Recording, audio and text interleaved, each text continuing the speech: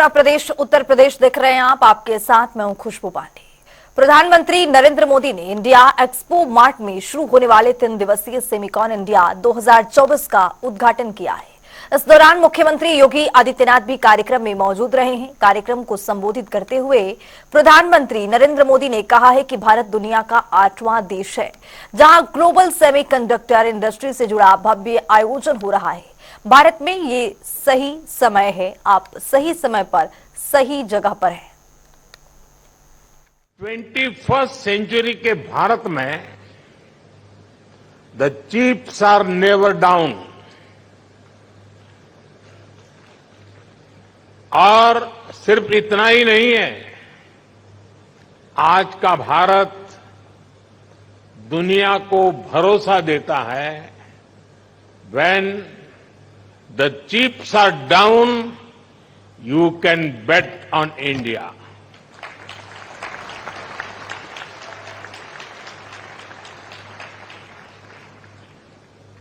Friends, semiconductor की दुनिया से जुड़े आप लोगों का नाता डायोड से जरूर पड़ता है और आप जानते ही हैं, डायोड में एनर्जी सिर्फ एक डायरेक्शन में ही जाती है, लेकिन भारत की सेमीकंडक्टर इंडस्ट्री में स्पेशल डायोड्स लगे हुए हैं।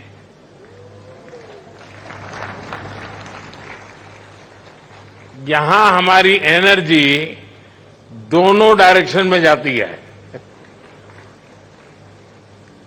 आपके मन में आएगा कैसे? और ये भी बहुत इंटरेस्टिंग है।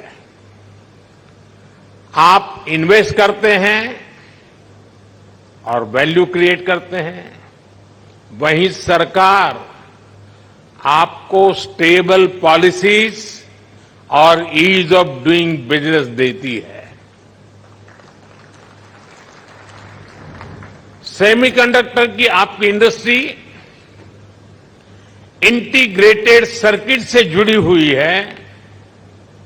भारत भी आपको एक इंटीग्रेटेड इकोसिस्टम देता है। आदरणीय प्रधानमंत्री जी के ही मार्गदर्शन और उनकी विजनरी लीडरशिप में उत्तर प्रदेश ने भी इस दिशा में IT sector, semiconductor, data centre, electronic manufacturing पर विशेष ध्यान देने और इस दिशा में कुछ नए प्रयास हो सकें, यह कार्य प्रारंभ किया। पिछले कुछ वर्षों के दौरान जो प्रयास उत्तर प्रदेश में प्रारंभ हुए, आज उसका परिणाम है कि देश की मोबाइल मैन्युफैक्चरिंग के 55% तथा मोबाइल कंपोनेंट के 50% उत्पादन उत्तर प्रदेश में हो रहा है। उत्तर प्रदेश कंज्यूमर इलेक्ट्रॉनिक्स के निर्यातक के रूप में उभरा है। सैमसंग इंडिया ने अपना डिस्प्ले यूनिट प्लांट की स्थापना का निवेश भी इसी नोएडा में किया है। आज उत्तर प्रदेश डाटा सेंटर के एक बड़े हब के रूप में स्थापित हुआ है। प्रदेश में सेमीकंडक्टर का अनुकूल वातावरण तैयार करने के लिए उत्तर प्रदेश सेमीकंडक्टर नीति 2024 लागू की गई है। इस नीति में पूंजीगत सहायता, ब्याज उपादान, भूमि मूल्य तथा स्टैंप व विद्युत शुल्कों में भी छूट करने के अनेक आकर्षक प्रावधान किए गए हैं। इसी बीच शाहजहांपुर से एक बड़ी जानकारी मिल रही है, उसे आपको रूबरू कराएंगे। बड़ी जानकारी, डिप्टी सीएम ब्रजेश पाठक का शाहजहांपुर दौरा देखने को मिला है। सामुदायिक स्वास्थ्य केंद्र का निरीक्षण किया है, स्वास्थ्य अधिकारियों के साथ समीक्षा बैठक भी की है। डिप्टी सीएम ने राहुल गांधी पर जमकर निशाना भी साधा है। राहुल के भारत विरोधी बयान पर बोले हैं डिप्टी सीएम, राहुल को जनता कभी माफ नहीं करेगी।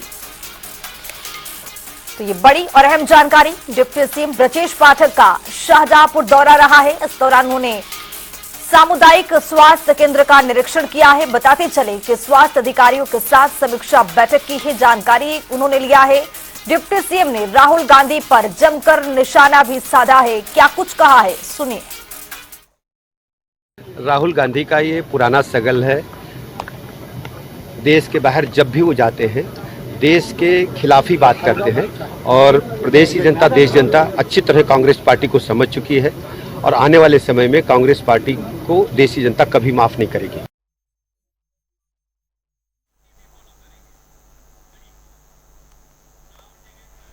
लखनऊ से एक बड़ी जानकारी सामने आ रही है, उससे भी आपको रूबरू कराएंगे। बड़ी जानकारी, बड़ा अपडेट आपके सामने। 69,000 शिक्षक भर्ती से जुड़ा ये पूरा मामला है और इस पूरे मामले में बीएसपी सुप्रीमो मायावती भी अभ्यर्थी से मिली है। अभ्यर्थियों ने मायावती को ज्ञापन भी सौंप दिया है।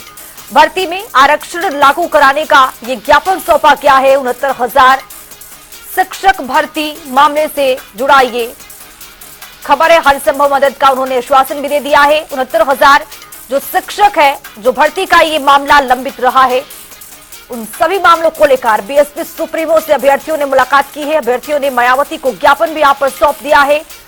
मायावती की ओर से आश्वासन भी दिया गया है। भर्ती में आरक्षण लागू करने की मांग की गई है। मायावती ने अभ्यर्थियों को आश्वासन दे दिया है। हर संभव मदद का उन्होंने आश्वासन दिया है। बड़ी जानकारी।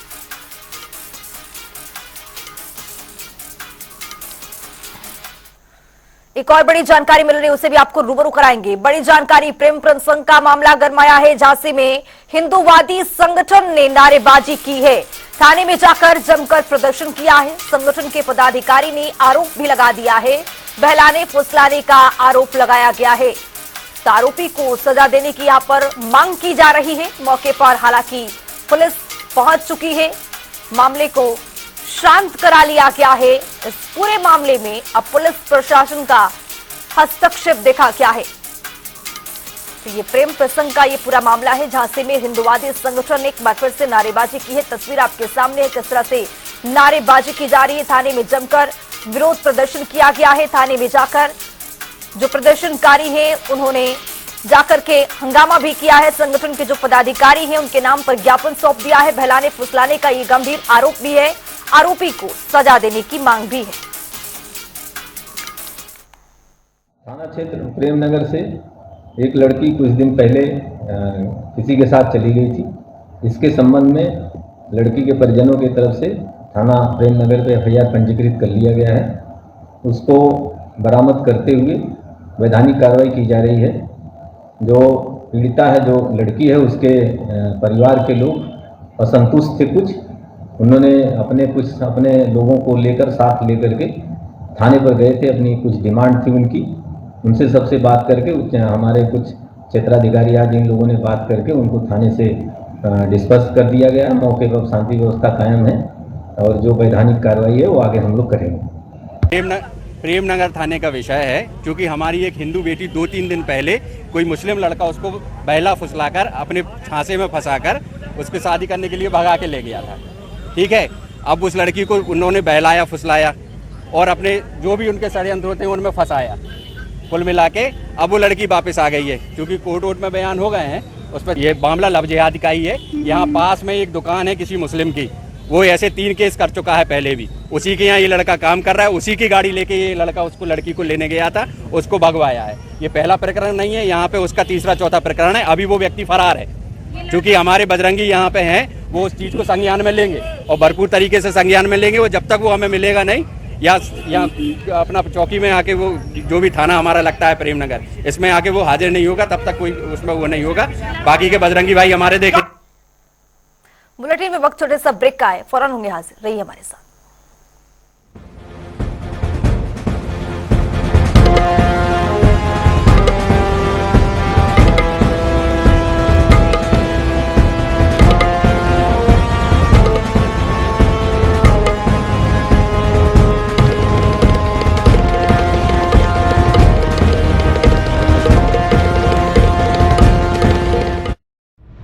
लेवल सबके निकलेंगे।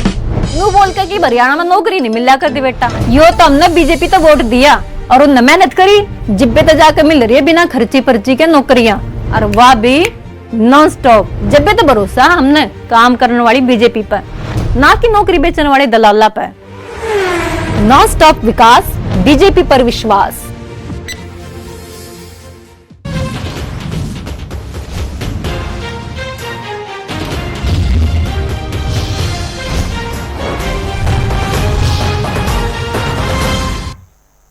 ब्रेक के बाद स्वागत है जनता टीवी में। गोरखपुर में सपनों का फ्लोटिंग रेस्टोरेंट का जल्दी मुख्यमंत्री योगी आदित्यनाथ उद्घाटन करेंगे। बता दें कि भारत का पहला सबसे बड़ा फ्लोटिंग रेस्टोरेंट होगा। देखिए हमारे संवाददाता सुभाष गुप्ता की ये खास रिपोर्ट। गोरखपुर की बदलती हुई तस्वीर।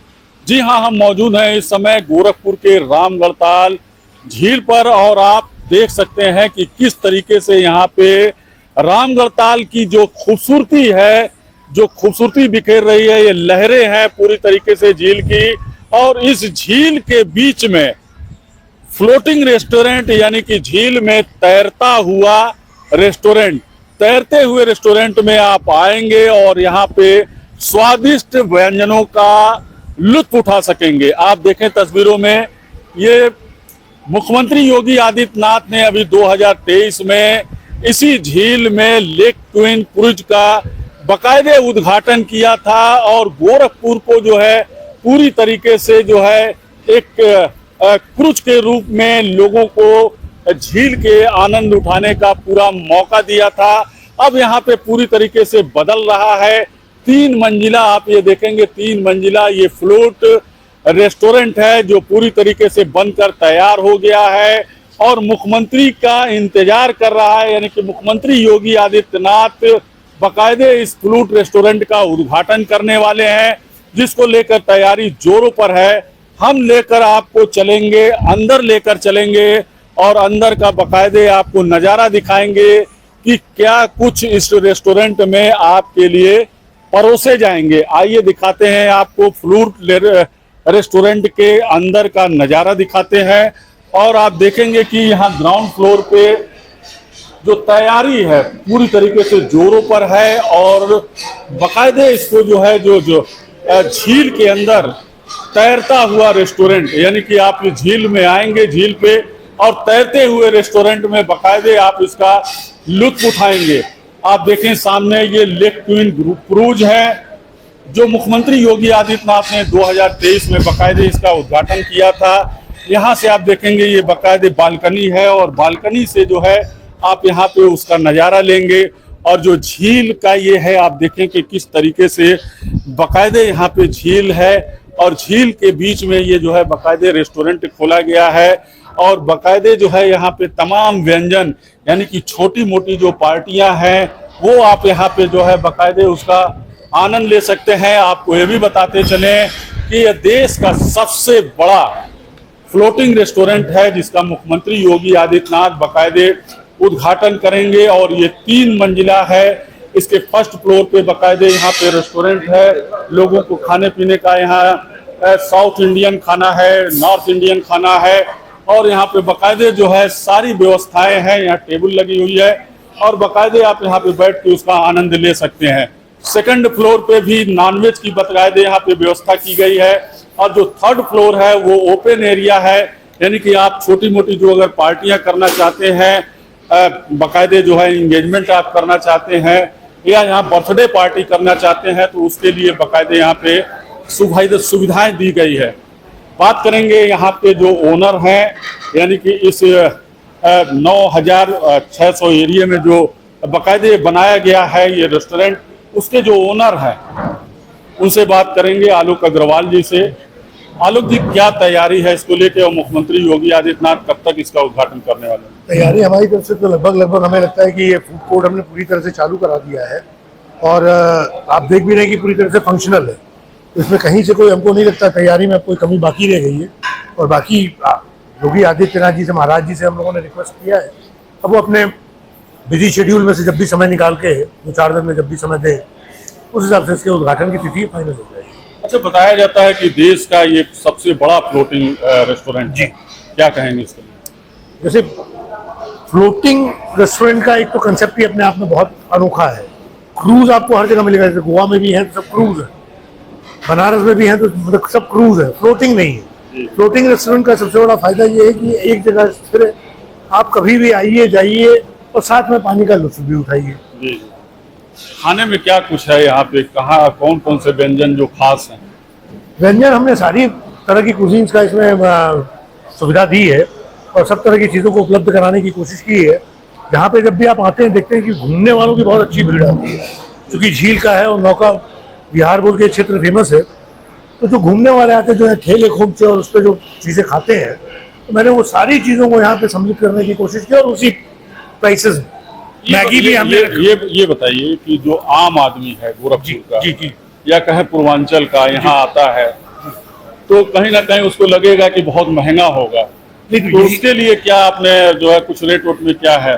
नहीं, वही मैंने कहा ना कि मैंने प्राइसेस इतना कम से कम रखा है कि आप कहीं बाहर भी खाएं और यहाँ खाएं एकदम सामान्य वही प्राइस, यानी ठेले पे जो रेट है, जो ठेले का रेट है वही है। मैगी 50 रुपये ठेले पे है हमारे यहाँ पे। आपको वेज स्पेशल थाली 250 रुपए की, वैसे नॉर्मल थाली 200 रुपए की। हर एक चीज़ों में आप देखेंगे 60, 70, 80, 100 रुपए तक लगभग सारी चीज़ें उपलब्ध है। चाट भी 50 रुपये 60 रुपये में सारी चीज़ें उपलब्ध है। तो हमने बहुत ही सामान्य मतलब बहुत ही नॉर्मल प्राइसेस में सब चीज़ उपलब्ध कराया है ताकि एक सामान्य वर्ग का आदमी यहाँ पे आके और इस जगह का लुत्फ उठा सके। अच्छा, पार्टियां भी आदमी कर सकता है इसमें, छोटी मोटी कोई पार्टी हो? हाँ, छोटी मोटी पार्टी के लिए ही, जैसे फर्स्ट फ्लोर और सेकंड फ्लोर जो हमारा है, फर्स्ट फ्लोर इसी तरह का बिल्कुल इसकी कॉपी है, कवर्ड एरिया है और वातानुकूलित है, और सेकंड फ्लोर जो हमारा है वो ओपन टेरेस है, खुला हुआ छत है। जैसे जिसकी जरूरत होगी उनको दोनों जगह पार्टी के लिए दे सकते हैं। ये फूड कोर्ट लेकिन पार्टी के लिए उपलब्ध नहीं। कितने लोग एक बार में यहाँ पे भोजन कर सकते हैं या नाश्ता कर सकते हैं? लगभग अगर हम इसको जोड़े तो यहाँ पे इस फ्लोर पे लगभग 100 व्यक्ति बैठ सकते हैं, लगभग एक साथ बैठ। ऊपर भी 100 होगा, ऊपर भी लगभग 100 और उसके ऊपर जो भी मतलब लगभग 250 से 300 लोग। नहीं, 250 नहीं, 300 नहीं, मतलब 200 से 250 में 200 से 250 लोग। तो आपने देखा कि यहाँ पे किस तरीके से जो है तैयारी है और पूरी तरीके से यहाँ पे जो शेफ है और बाकायदे जो है जितनी भी जो है व्यंजन है, यानी कि जो है साउथ इंडियन व्यंजन हो, नॉर्थ इंडियन व्यंजन हो, वो सारी जो है आप यहाँ पे आ सकते हैं और बाकायदे इस झील में तैरते हुए रेस्टोरेंट पे इसका लुत्फ उठा सकते हैं। सुभाष गुप्ता, जनता टीवी, गोरखपुर। बुलेटिन में आगे बढ़ेंगे। संगम नगरी प्रयागराज जंक्शन के रेलवे प्रशासन के खिलाफ रेलवे गार्डों ने मोर्चा खोल दिया है।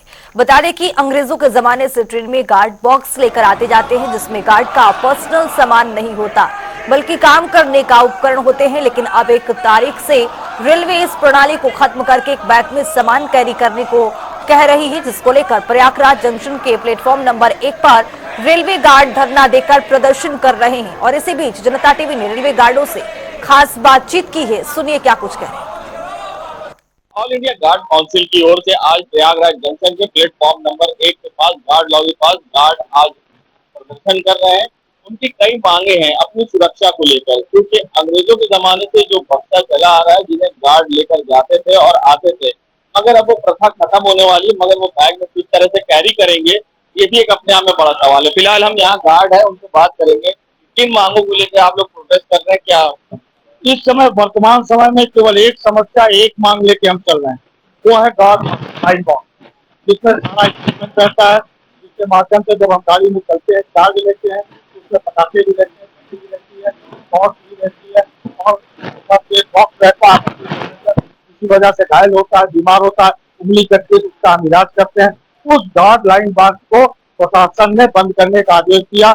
9 तारीख को, अभी 2 दिन पहले यहाँ के पीसीएम का आदेश आया, इसे हम बंद करेंगे 1 अक्टूबर से। उसके विरोध में ऑल इंडिया लेवल पर यह आंदोलन हो रहा है। पूरे भारत में हर लॉबी पर प्रदर्शनों का धरना किया जा रहा है, क्योंकि ये गार्ड बॉक्स में हमारा व्यक्तिगत सामान नहीं रहता, रेलवे के सेफ्टी के सामान रहते हैं। ये बॉक्स बंद कर दिया जाएगा तो जो सामान है इसमें वो कैसे कैरी होगा? क्या वही कहना है कि वो सारे सामानों को, जो इक्विपमेंट है, उसे आप हमारे ब्रेकवान में प्रोवाइड कर दीजिए। हमें इस बॉक्स से कोई मोह नहीं है साहब। उसमें पटाखे हैं, उसमें झंडियां हैं, उसमें डेटोनेटर, उसमें तमाम वो एचएस लैंप है, टेल लैंप है। इनकी कह रहे बैग भी शायद कैरी करने की बातें आ रही है। ये कह रहे हैं कि आप बैग ले लीजिए हमसे, 5000 रुपया ले लीजिए और उसको हम 15 किलो वजन लेके धोएं। आप पूरे यार्ड में चले जाइए, यार्डों में वो बैग को आप खींच नहीं सकते हैं। ये और लोग से बात करते हैं, ये बताइए क्या ऐसे सामान है इसमें कि जिससे आपको खतरा भी है, समस्या भी है? खतरा नहीं है, जैसा कि आप जानते हैं कि रेल आधुनिकीकरण की ओर दौड़ रहा है, तो प्रशासन के दिमाग में ये है कि ट्रेन मैनेजर इसमें पीछे है। ऐसा कुछ नहीं है, प्रशासन के साथ हम भी खड़े हैं, देश के साथ खड़े हैं। आधुनिकीकरण हो, हम इसका स्वागत करते हैं, लेकिन हर हर व्यक्ति का, हर कर्मचारी का, हर कैडर का कार्य निर्धारित है। उसी तरह से हमारा भी कार्य निर्धारित है। हमें ट्रॉली बैग लेने के लिए हमारे कार्य सीमा में नहीं आता, वो उससे बाहर है, तो हमें उसके लिए बाध्य न करें जो हमारे कार्य क्षेत्र में नहीं आता है। ठीक है, उनको लाइन बॉक्स हटाना है हटाएं, उसका परमानेंट व्यवस्था कर दें, उसमें इम्प्लांट कर दें। एक बार में जब हम पहुंचे चार्ज लें तो हमारे पास सारे सुरक्षा उपकरण हमको हासिल हो वहाँ पे, ताकि हम अपना सुचारू ढंग से स्वस्थ मानसिकता के साथ नौकरी कर सकें। लेकिन प्रशासन बहुत ही तानाशाही रवैये से आगे बढ़ रहा है। अगर इस प्रशासन की जिस तरह से आपने की मांग पूरी नहीं होती तो क्या करेंगे? अगर प्रशासन हमारी मांग को पूरी नहीं करता है तो हम यह उम्मीद करते हैं कि हमारा गार्ड जो है अपने सामान को कैरी करेगा, लेकिन प्रशासन के सामान को कैरी नहीं कर पाएगा, क्योंकि जिस परिवेश में, जिस स्थिति में हम रह रहे हैं, उस स्थिति में हम इतना बोझा ढोने की स्थिति में नहीं है। अगर आपकी मांग नहीं पूरी होती तो आपका विरोध प्रदर्शन आगे जारी रहेगा? जी हाँ, विरोध प्रदर्शन बराबर चलता रहेगा। दोनों रिक्साइज के फेडरेशन को भी हम घेरेंगे, रेलवे विभाग को हम घेर रहे हैं और अपना आंदोलन चलाएंगे। आंदोलन में सफलता मिलने के साथ साथ अगर नहीं मिलती है तो भारत की अदालतों एक बात क्या कहना चाहिए? मालगाड़ी के गार्ड यार्ड जो बने हुए हैं, जहाँ मालगाड़ी खड़ी होती है, प्रायः 1.5 से 2 किलोमीटर लंबे होते हैं। ट्रॉली बैग लेकर के क्या वो प्रैक्टिकल संभव है कि वहां पर के गार्ड एक छोर से दूसरी छोर जाएगा? कई जगह जंगल झाड़ियां हैं, हाँ, यार्ड में कहीं चोरी हो गया, चिनैती हो गया, चैन पुलिंग हो जाती है, हम लोग जो फिक्स रहता है लोहे का बॉक्स में लॉक करके सामान निकल लेते हैं। भले ही रेलवे सुरक्षा के लाख दावे करे, मगर कहीं ना कहीं उनको खतरा भी है कि उनके साथ चुनौती हो सकती है, सारी चीजें। मगर उनकी एक मांग है, जिस तरह से बैग है, अगर इसको बंद किया जाता है बॉक्स को, तो ट्रेन के ही अंदर सुविधा बनाई जाए, वो बॉक्स बनाया जाए, जब उनको चार्ज मिले तो वहां पर वो चार्ज को ले और सारे उपकरण को, वो इक्विपमेंट को इस्तेमाल कर सके। फिलहाल अब देखना होगा कि ये जो गार्ड है इनकी मांगे पूरी होती है या फिर आगे इसी तरह से विरोध होता रहता है। जनता टीवी के लिए सैयद मोहम्मद आमिर, प्रयागराज। इससे बीच एक बड़ी जानकारी सामने आ रही है, उससे भी आपको अपडेट करवाएंगे। लखनऊ से बड़ी खबर, ट्रेनों की सुरक्षा पर डीआरएम ने पीसी की है। डीआरएम एसएम शर्मा का बयान भी सामने आ गया है। रेलवे पूरी तरह सतर्क है, पटरियों की मॉनिटरिंग कर रहे हैं गैंगमैन। स्टेशनों पर भी अलर्ट जारी कर दिए गए हैं। जीआरपी और आरपीएफ भी लगातार सुरक्षा कर रही है। इंजनों पर हाई रेजोल्यूशन लगेगा, कैमरे लगाए जाएंगे। आरपीएफ कर रही है पटरियों के आसपास गश्त। स्टेशन मास्टर कार्यालय में भी अलर्ट कर दिया गया है। तो पिछले दिनों जिस तरह से कानपुर में एक बड़ा हादसा देखा गया है, जिस तरह से रेलवे ट्रैक पर सिलेंडर रख दिया गया था, उन सभी मामलों को लेकर के आपको बताते चले कि आज पीसी की गई है। डीआरएम की ओर से बयान सामने आ गया है। देखिए, रेलवे का जो नेटवर्क है उसमें सुरक्षा की पूरे हमारे एसओपी है। हर रोज़ जो ट्रैक है उसमें हमारे जो ट्रैकमैन हैं वो गश्त करते हैं, तो कोई भी ऐसा एक भी इंच ऑफ ट्रैक नहीं है जहाँ पे कोई रेल का कर्मचारी या अधिकारी नहीं जा रहा है और उसको देख रहा है। साथ ही जगह जगह पे आरपीएफ भी हमारी है। कोई भी उनको आरपीयूपी एक्ट में उनको पूरे वो पावर्स दे रखे हैं, वो भी केस दर्ज कर रहे हैं। आपने देखा था पिछले दिन एक वीडियो भी वायरल हुआ था, कोई बच्चा वहाँ ट्रैक पे कुछ रख रहा था और कुछ सेल्फीज बना रहा था, तो उसको भी उन्होंने पकड़ा। तो हमारी आरपीएफ सक्षम है, टेक्नोलॉजी भी यूज़ कर रही है और कोई भी ऐसा हम सिचुएशन आने ही नहीं देंगे कि ट्रैक के पास कोई रख सके। कोई भी संदिग्ध आदमी या वस्तु दिखती है वो हम स्टेशनों पे भी बोल रहे हैं, हम क्राउड से भी कहते हैं, पब्लिक से भी कहते हैं, अगर आपको दिखे आप बताइए। हमारे जितने भी स्टाफ काम करते हैं, चाहे टीआरडी का हो, चाहे ट्रैकमैन हो, चाहे गेटमैन हो, जो भी लाइन पे जा रहा है, उन सबको ये हिदायत दी गई है कि आप इमीडिएटली आरपीएफ को और अपने सुपरवाइजर को और इमीडिएटली उस पर कार्रवाई की जा रही है। इसका तो कोई नंबर है कि अगर कोई सूचना देना चाहे तो किस नंबर पर सूचना दे? देखिए, रेलवे का तो एक स्टैंडर्ड नंबर है 139, उस पर आप किसी भी प्रकार की सूचना दे सकते हैं, या जैसे हमारा पीआर सेल है, आजकल ट्विटर हैंडल है, जैसे अगर आप लखनऊ में करना चाहें डीआरएम का जो ट्विटर हैंडल है आप उस पर देंगे तो इमीडिएटली उस पर एक्शन होता है। हमारी यहाँ पे रेल मदद की टीम्स हैं और ये सोशल मीडिया को मैनेज करने के लिए राउंड द क्लॉक लोग लगे हैं। कोई भी ऐसा अगर इंसिडेंट पता लगता है तो उस पर एक्शन होता है, कुछ नहीं तो नियरेस्ट जो भी स्टेशन मास्टर है अगर उसको बता दिया तो भी कार्रवाई होगी, जो भी रेल कर्मचारी को पता लगेगा उस पर कार्रवाई इमीडिएट होगी। फिलहाल इस बुलेटिन में भी के लिए इतना ही। देश और दुनिया की तमाम खबरों के लिए बने रहिए जनता टीवी के साथ। नमस्कार।